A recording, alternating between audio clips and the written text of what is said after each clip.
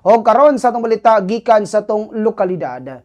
Nagpaigayon ang DICT Central Visayas sa DICT Kapian Isip kabahin sa National ICT Month 2026 nga adunay timang isang dekadang digital konektado sa puso at serbisyo. Ubos sa pagpangulo ni DICT Central Visayas Regional Director Frederick Amores ug OIC Assistant Regional Director Joshua Elizar Dumen.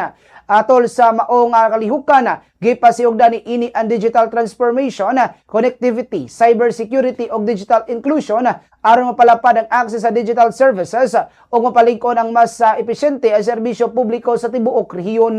Subay ni ini, giyatagan og gibukaton ni Amores ang kaminungdanon sa cybersecurity. Diin siya mapahinumduma nga ang publiko angayan nga mag-amping sa pag-click og mga link nga dili kasaligan og likayan ang paggamit og dili luwas nga koneksyon, ilabi na sa public wifi aron malikayan ang cyber theft.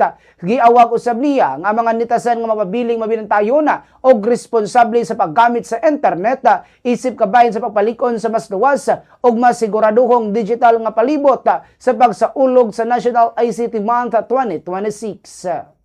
We as citizens should be vigilant. That's always my advice na bisan kung sa ako mo pagka try to prevent as an agency. At the end of the day, kung ang citizen mo click on something and dili siya dapat i-click, then potentially magka-problema kita.